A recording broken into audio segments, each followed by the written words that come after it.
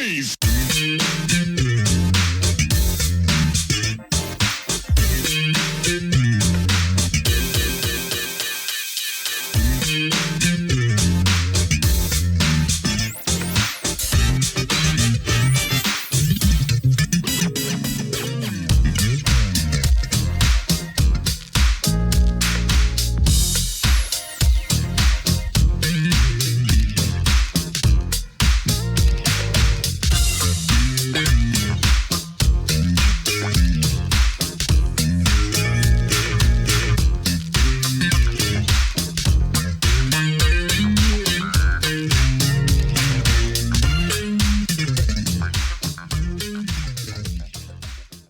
Welcome back to the next part of this Truth and Rhythm episode.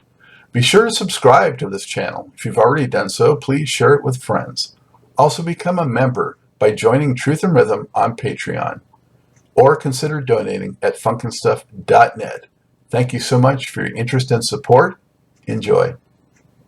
Getting back to the D-Train story, I understand that originally you weren't going to be, part of the duo, what became a duo. You were just thinking you would produce and provide the song, and right? But you then just had a change of heart and wanted to be part of that. Yes,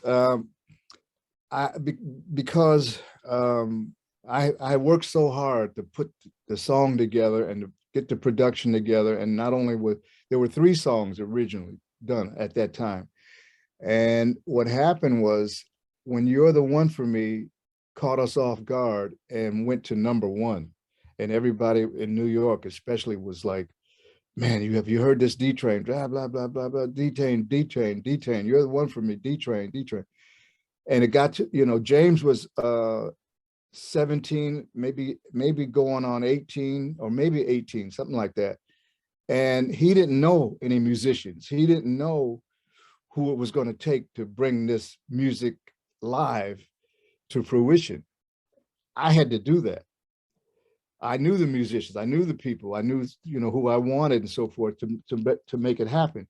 So I said, okay, I'm going to have to stay with it and make sure that it happens, because at that point we were getting offers to do gigs and as D-Train. And so I remember the first gig we did, Frankie Crocker, which was, the Frankie Crocker, the rocker. He, is no longer with us, rest in peace.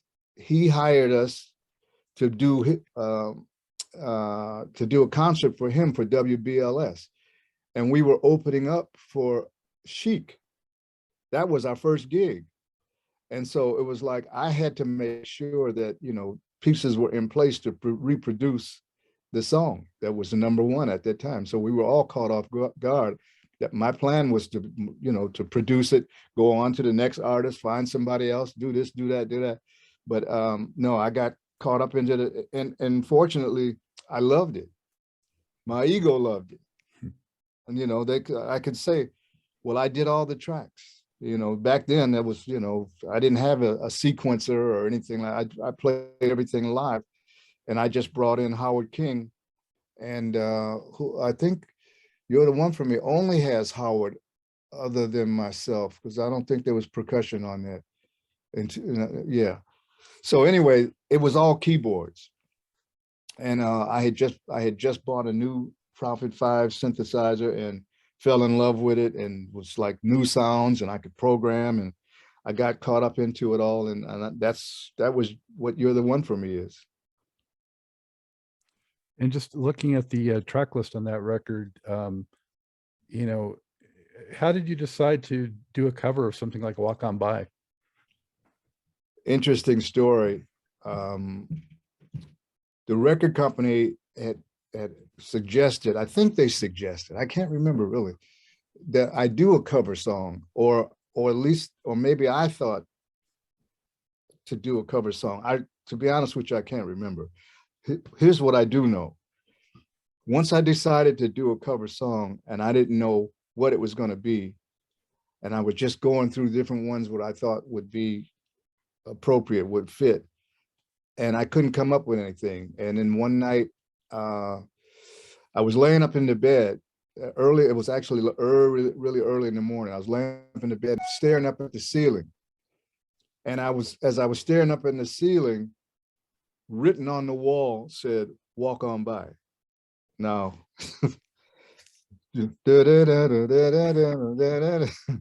so there it was. And I said, that was it. That's it. Walk on by. And I went through it in my head and started hearing how James, well, what we could do to it. And that's how it came about. Wow, I'm glad I asked about that one. That's fascinating.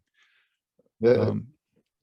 So as we look at, what was happening musically at that time in the early 80s, how much were you paying attention to or influenced by things like what was going on with Solar Records and Prince with the synth-driven style, and somebody like The System, who really had the keyboard synth driven music? Yes, and let's not forget Kashif, Mm-hmm. because he was an influence too back then. We were all, to be honest with you, this is my interpretation.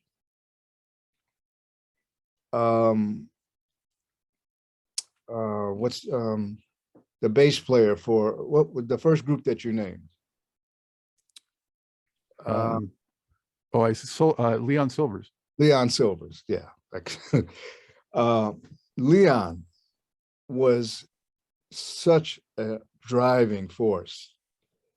And I think that he does not get the credit that he deserves, because even as a bass player, and me being a keyboard player, playing keyboard bass, as well as all the other guys that did it, of course, I must say Stevie Wonder was number one. Stevie first. Stevie Wonder. But after that, it was, the Kashif and Leon Silvers influenced, I think, all of us. Even if it was, what's the word I want? Unknowingly, but there's another word that I can't think of right now. But anyway, he was in our system. We had our own ways of expressing it, what the influence was. But I'm speaking for myself more than anybody else. And that is, I know that Leon was, I remember the stuff that he did for the group, the two brothers, the twins. I can't even think of their names, man. Oh, the Whispers?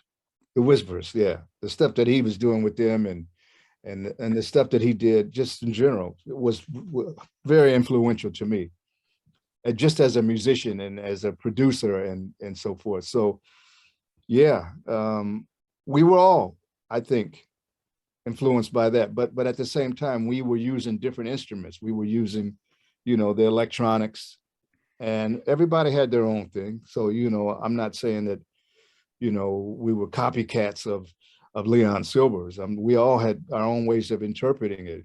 Every one of us, all of the guys from the 80s, I think we were all listening. We were all listening to the same things, and we were all experimenting with the new sound of keyboards, electronic keyboards.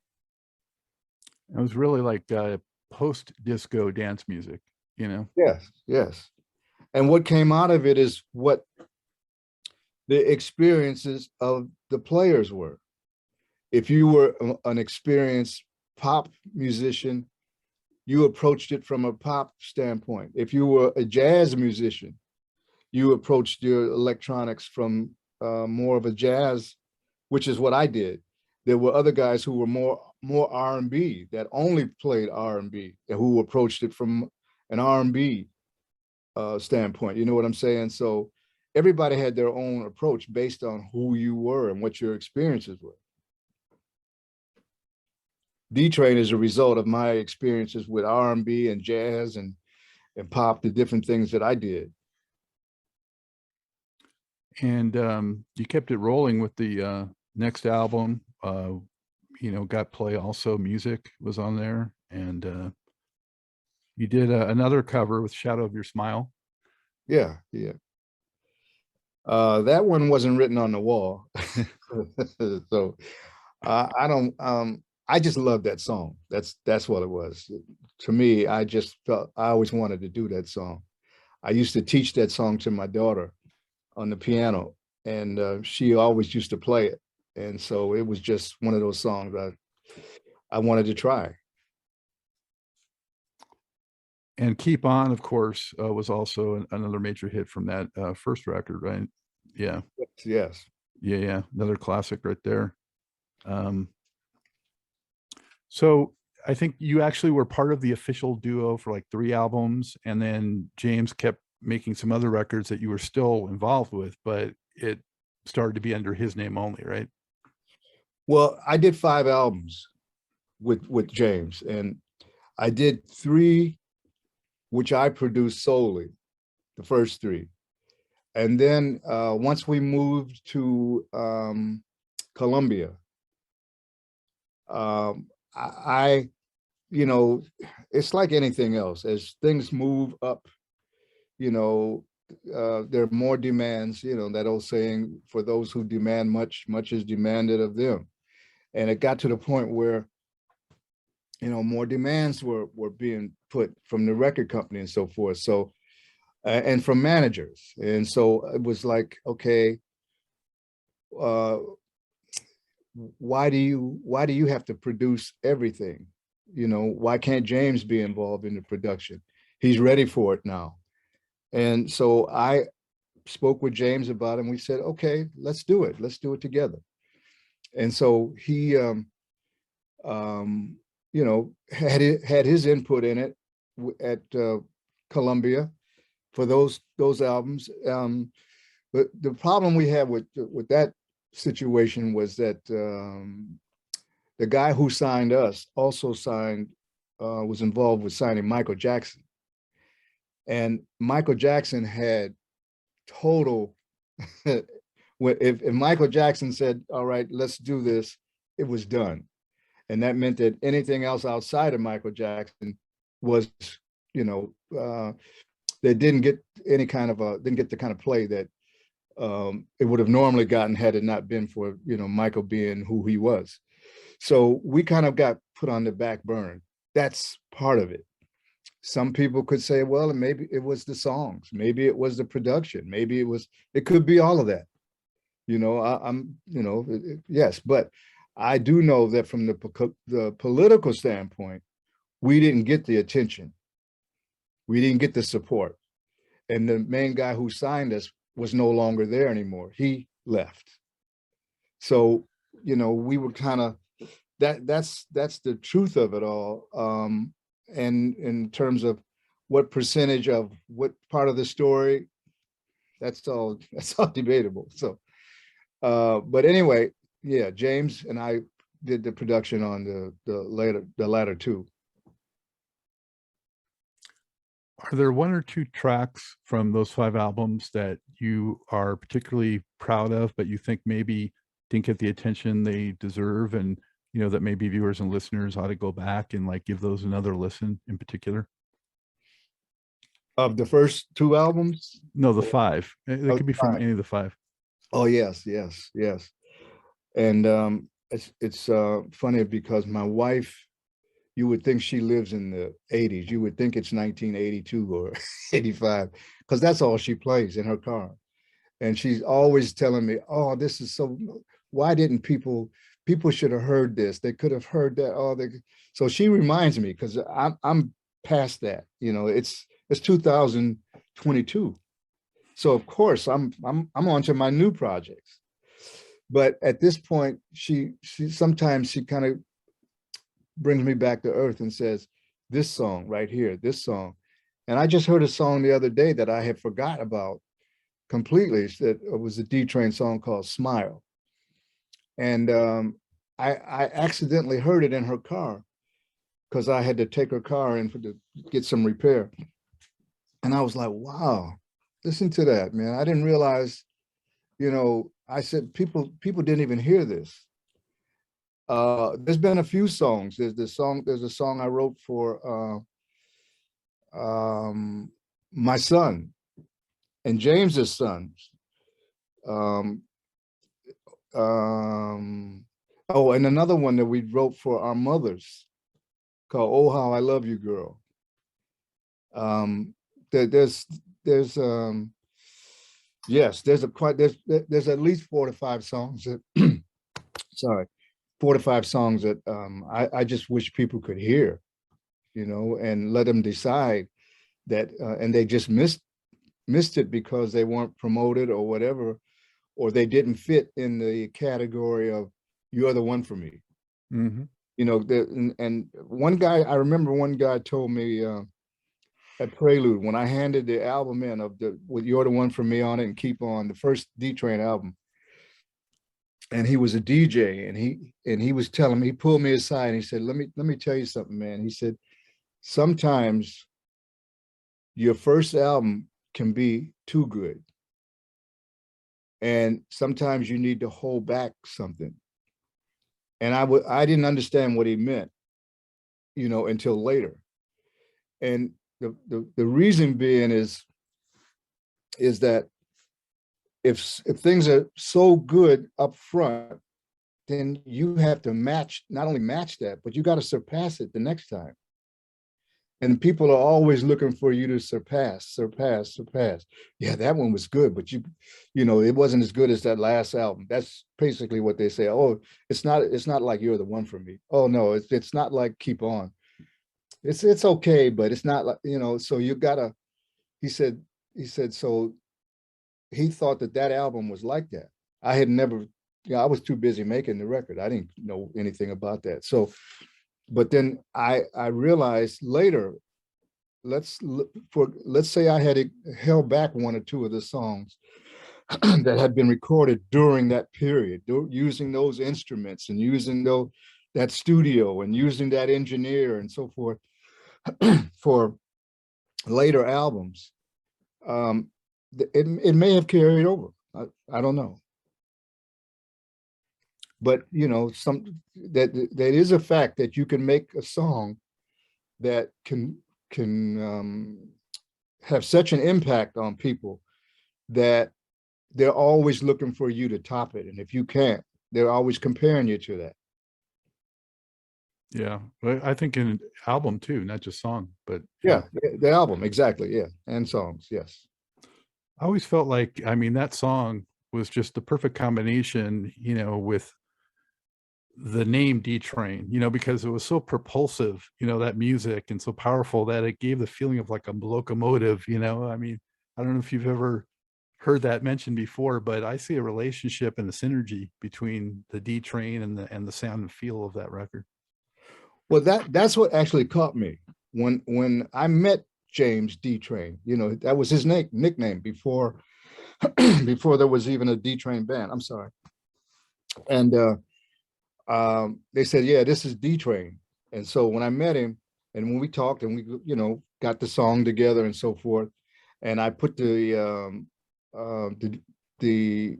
promotion together to shop the deal to get a band, a record contract, the group was going to be called, I made sure that it was going to stay D-Train because it was such a unique, I didn't even think of it in terms of D-Train represents, or the music represents the D-Train, so forth. I just love the name. I just love the concept. And we asked James, where did the name come from? And they said, when, as a football player, which he was, kind of hefty, big and strong, James, they said when he hit you, when he tackled you, it was like being hit by a D-Train. And that's where the name came from. So to me, it was like a no-brainer. The band is named D-Train. That was unique to me, period. Yeah, and out of the gate, that record hit just like getting hit by a D-Train in a good way. Yeah. Well, straight to #1. Yeah. Hubert, do you recall maybe 1 or 2 most unforgettable experiences of being out there on the road somewhere, whether it's a particular show or an experience on tour or something like that, or meeting a hero or whatever?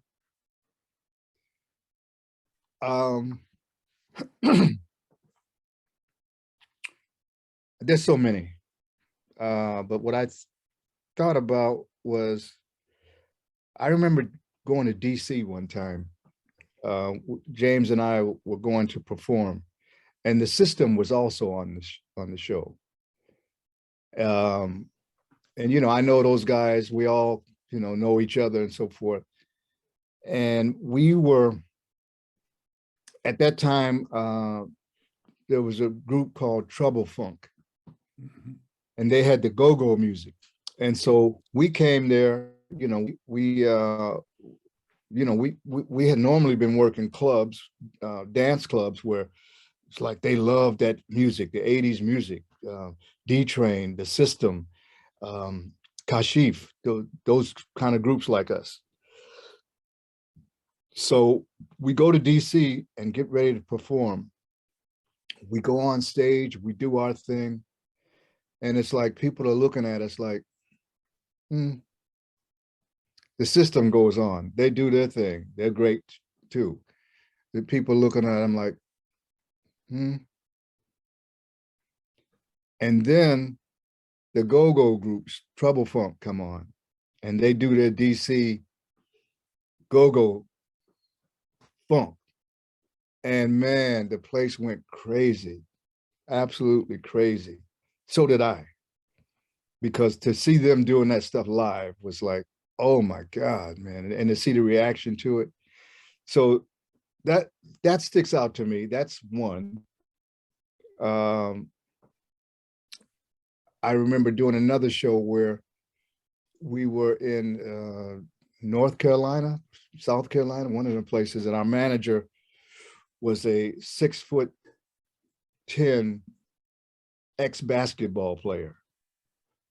He was known as the enforcer, even among basketball players. So nobody messed with him. So anyway, we were doing a show, and we Babyface and all of the different R&B groups were on there, but it wasn't promoted correctly. And so we go there, we're getting ready to perform. We got the whole band with us, and let's see, did we perform? I think we performed. And then it was time to get paid. And then they were saying that the promoter was not going to pay us because there wasn't enough people. There wasn't the support wasn't there for all the bands to get paid. Babyface and certain other groups got paid, but they wasn't going to pay us. And I remember our manager pulled out a 45 and laid it on the table to make sure that we got paid, and looked at the promoter and said, we want our money. Stories like that, back in those days, because that was a problem back in those days, getting paid. Believe it or not, it was hard, especially when you had so many groups that were competing, and for the little bits of money that was available back then, trying to get paid was a major challenge. Wild West. Wild West, yeah, that's what. And there's a lot of other stories I could go into, but it doesn't make sense to I'll save that for my book. I've not seen Go-Go live, but I've certainly heard it, so much on record, but I understand it's just an entirely different experience actually being there. Oh man, it is. The way that people support it and feel it. And I mean, even me, the way that it affects me, the way when I saw it like live like that, I was like, I understood it. No question. I understood it. In fact, I had thoughts of doing some go-go songs for D-Train, because that's how heavily influential it was. That's the whole thing. At that time, they were saying go-go is going to be the next big thing, that it might even like supplant rap at that time, like the mid 80s. Yeah. And it didn't, because of it not translating as well from the live experience to record. So yeah, I've had Big Tony on the show. He's a great guy, the bass player from Trouble Funk. They're still going. They're still going. Yeah.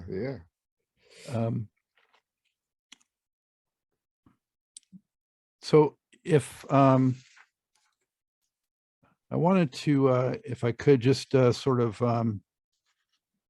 do a couple of quick hits from other people that I had noted that you worked with and just get your quick impression on those, Hubert. You worked on an Andre Cymone record, is that right? Yes. Yeah, Andre's from my hometown in Minneapolis too, St. Paul, Minneapolis, and the company asked me if I would, get involved in helping to produce his some songs or write a song with him first, and so we did. He came to New York and he stayed in my house, and we wrote one or two songs and produced a few of them, and yeah. I don't think anything really happened with that project. I know it was released and all, but I don't think it really had any major success. I could be wrong, but I think that album had the Dance Electric on it that Prince gave to him. So I think that was actually his biggest hit on his own. Yeah, yeah. I remember there were some songs that he played for me, and he wanted me to get involved in them. And I remember saying, man, I don't want to touch these tracks. I said, if anything, we'll write some lyrics or something like that, but I don't want to mess with these tracks because they were already funky enough to me right there. Did you ever get to meet Prince? No. I know that he came to a concert that we played in Minneapolis as D-Train, and I had heard that he was upstairs in the balcony watching us.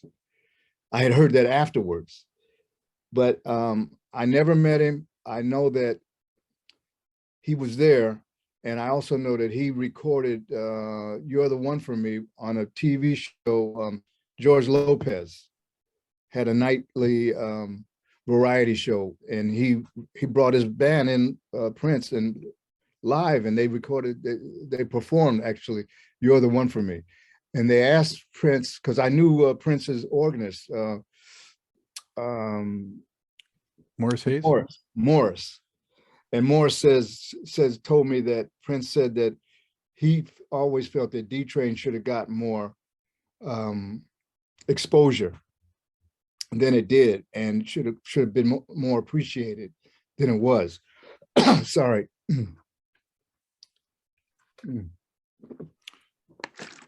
Well, so, when Prince came out of that area and brought all that attention to Minneapolis and the Minneapolis sound and all that, I mean, you predate that, so, I mean, I think, some props need to go your way for bringing some great sounds out of that part of the country too. Well, I definitely drank the same water. We all drank from the same well, but I would never, ever take away or try to infringe upon the sound and the originality of Jam and Lewis or anybody else. We all had our own thing, but like I said, we drank from the same water. And you worked with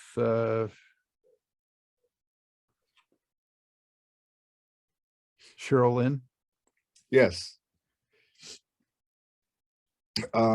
Jam and Lewis was doing a project. They did an album with her, some songs, and then so they reached out to me. The record company reached out to me to ask for me to write and produce a song, of which I did two of them with her, which was a joy. She's amazing. Oh, excuse me. Between her and her sister, who did backgrounds, it was an amazing project. That album didn't really do anything. It's amazing how some projects hit and some don't. So you can say it was the songs, the production. You could say it was whatever, but the bottom line is it doesn't. And these records, actually, the Andre Cymone, Cheryl Lynn, and this next one I'm going to mention are all 1985. The other one's the Reddings. Yes. Yeah, they called me, the record company and their manager called me to write some songs and produce produced, I can't remember if I did the album or if I produced a few songs. I can't remember. But I know that it was a joy working with them. And I remember there was a song, I did one song that I wrote and so forth. And then while we were in the studio, they played me a track that the bass player had put together. And that track was so funky. I was like, oh my God. And I couldn't believe it. It was just raw. Had no melody, no lyrics or nothing. It was just the music track was just so funky. And every time I would hear it, I was like, man. And I said, what are you guys going to do with this? And they said, we're going to write to it. We're going to put something together. We're going to finish it off. And I said, oh my God. I said, man, I sure would like to do something with that. And they said, no, we're going to do it. We're going to do it. Now, this is a crazy story. I went to the bathroom. As I was sitting on the throne, I was listening to the track as they were playing it in the studio in the other room. And I had a pen. I pulled out a pen. I started writing. The lyrics just came to me just without even thinking about it. Bam, bam, bam, bam, bam. And I was laughing. I was thinking about it. The melody came. And by the time I finished, I came outside and I gave it to them. I sang it to them and they were like, oh yeah, we got to have this. This is it. This is it. The song was called Parasite. And I thought that record should have really caught on, just because of the feel of the track and all. And maybe at some point I may want to revisit that song and redo it, because it's just that, the time is different now. The feeling, the grooves are different now. So, I don't know if it would work now, but it's still, if I put it on right now, I'd have to dance. It's called You're Just a Parasite. You ain't gonna treat me right. She ain't gonna treat you right. She don't love you like I do. She's just a parasite. She's not gonna treat you right. I forget to do all the rest of them. But anyway, if you hear the track and you hear how it fits, it's like, oh yeah. Yeah, sounds good already. What a perfect place to write lyrics to a funky track. Hey, I mean, it just came out, just bam, bam, bam. That wasn't the only thing that came out. Well, they say George Clinton was born in an outhouse, so it's yeah. Well, that's what you call funk. yeah. The Reddings I always thought were overlooked quite a bit. Mark Lockett from that group has been on the show, and yeah, they kind of, I'd always hoped that they would, come back with something else, and they didn't. But listeners and viewers should go back and check that out for sure. Yeah, well, the other thing is they were so busy trying to just keep up with their dad's, estate and so forth. Because I've been there. I've been to their house. I knew what they had to deal with. Their dad had his own airstrip.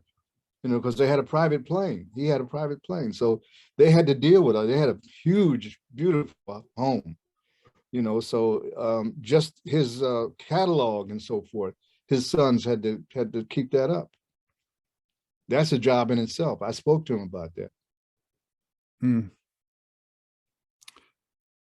And then the Force MDs, you kind of went a little bit to a hip hop flavored group there, and we just lost one of their members, I think, the other day. I saw that. Was it yesterday? I think last night I saw that. And yeah, they were fun to work with. The hardest part of working with them was their dad. Their dad did not believe in this song. The record company had a song and they wanted me to produce it, but the dad, who was the manager at the time, did not believe in the song. And he would just tell me, you think that's a hit? I said, well, I'm gonna try to do what I can with it. He said, yeah, but the song is not a hit. I don't believe it's a hit. And I'm like, let me see what I can pull out of it. And, some of the guys were like, at least one of them anyway, and he's no longer here. I forget which one it is. He was the DJ, and he wasn't so into it either. So it was like, okay, what do you do to try to make this thing or try to prove them wrong or whatever? And you can't force a hit out. You can't force something that's not there. And sometimes people know. Sometimes sometimes people that you least expect it can be pretty accurate in terms of how they evaluate things. And I would say that looking back in retrospect, that they were right about that. The song was not, it wasn't a hit, but it was a good song. And that's all I could do was bring it forth to be the best that I could bring it forth to be. But their dad could have easily say after that, I told you it wasn't a hit. Okay. There are a lot of things that involve making hit records. You got to have a support system. You got to have good management. You got to have, the company, the promotion department, blah, blah, blah, blah. So people to believe in it. So, it's not just the music. Well, anyway, 99% at least of all songs are not hits. So it's not saying too much to say it wasn't a hit. Yeah. Yeah. It still was a good song. Plenty of my favorite songs were not hits. Right. Yeah. And then some of the heavyweights that you were associated with, Luther Vandross, and was it a song that was intended for him that Whitney Houston ended up doing? Is that what happened there? No, let's see. No, I wrote 8 songs with Luther. And, I think 4 or 5 of them went to Luther's projects, but one of them I wrote with him. He specifically went to Whitney. I had to lost it for a second. Anyway, to Whitney, but it was always intended for Whitney. That was his way of looking at it. Okay, that's I'm Your Baby Tonight, right? No, that was Babyface. Oh, well, the album is I'm Your Baby Tonight. Yeah. Right. Okay. Yeah. The song was called Who Do You Love? And I know an interesting story was the album was done one way, and it sounds cool. It's Whitney and it's so forth and produced and, sounds great from a production standpoint. But I heard a version that Whitney did live with a live band that was killing. I was like, oh my God, that's what I'm talking about. I wish it had been recorded like that. Isn't that the case so often? You get these incredible talents, and if they just let them be a little more raw, it can just be so much more powerful, but they want to polish it up too much. Too much. And I told Luther that too. But Luther, because Luther was who he is, he wanted to do his projects the way he wanted to do it. And he only listened to a few people, and I wasn't one of them. I was more of a, he would ask me for tracks, and I would give him tracks I knew or believed would work for him. But when it came time to wanting to get involved in the production and all, he kind of just held me back. And, he had his own way of, working with the people that he wanted to stay with. And so I always felt that I could have added more to at least the songs that I was involved in. I could have helped to bring it forth a little more towards the live aspect. Hubert, aside from the huge D Train smash, is there another song or project that you feel just most proud of?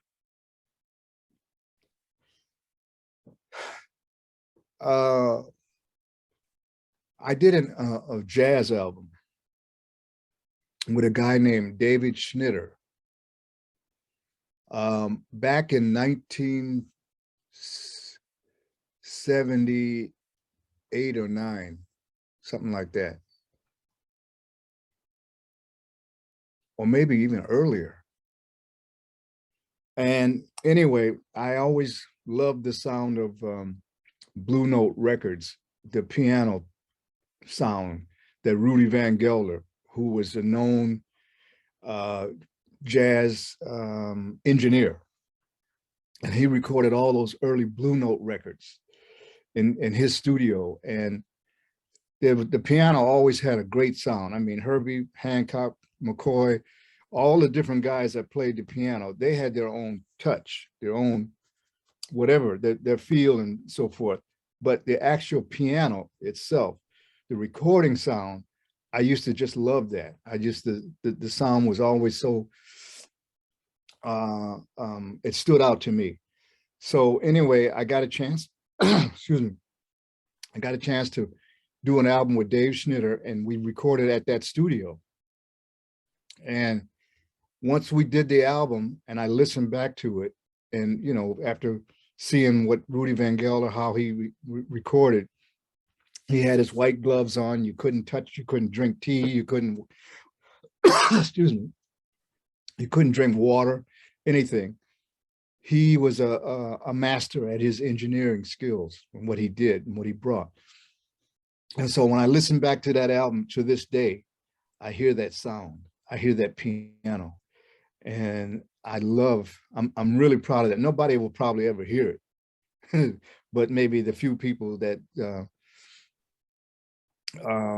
know, that follow David Schnitter and so forth.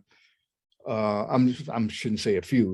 He's got probably got a nice following, but it's not a major project in the sense that it mass appeal.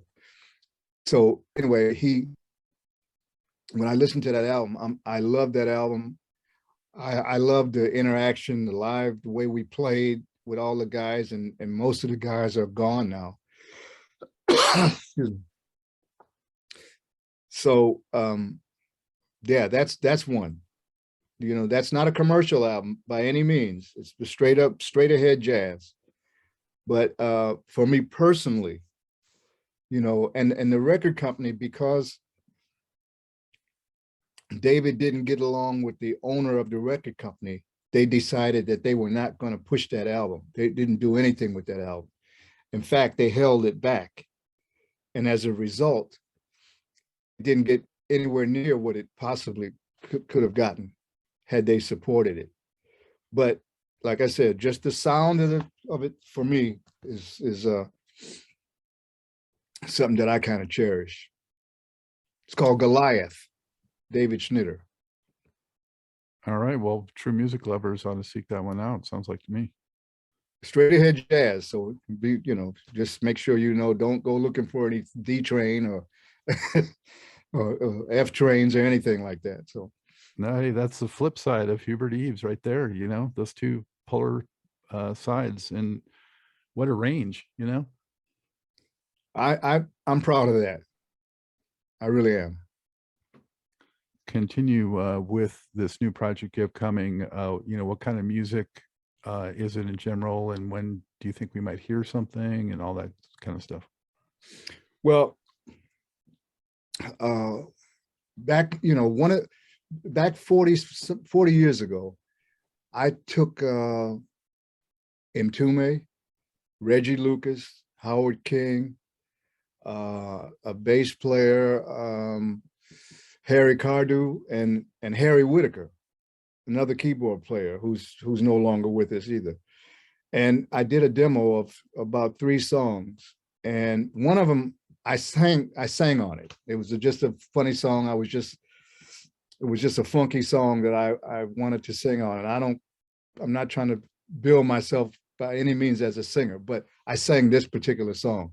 They supported me. We put it down, and I was going through my library of unreleased stuff during COVID.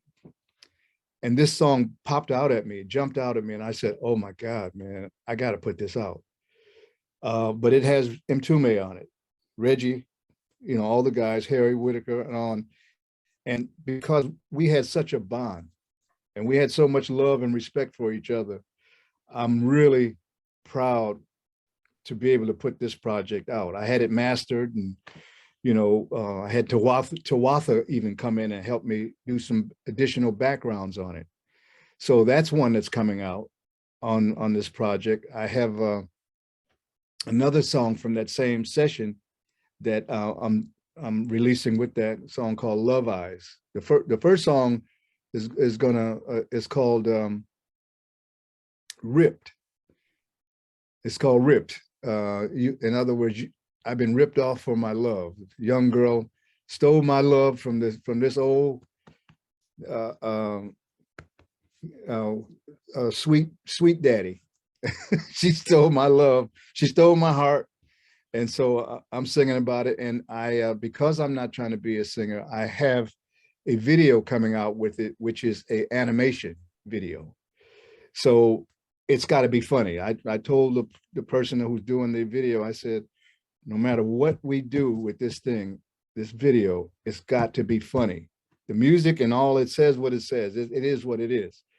But the video has got to be funny. So that should be done within the next 6 weeks.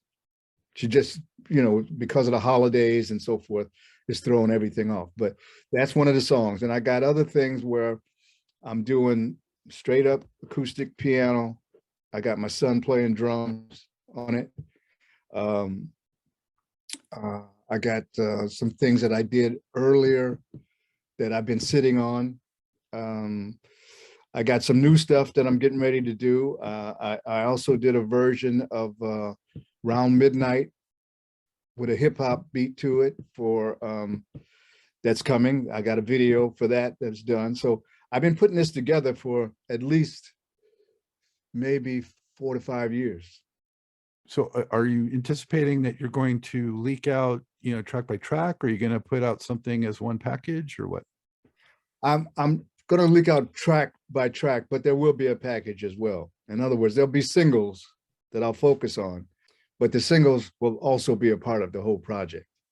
All right. So how can people, get it when it's coming, or keep up with what you have going on? Or do you want to give any, websites or other contact information?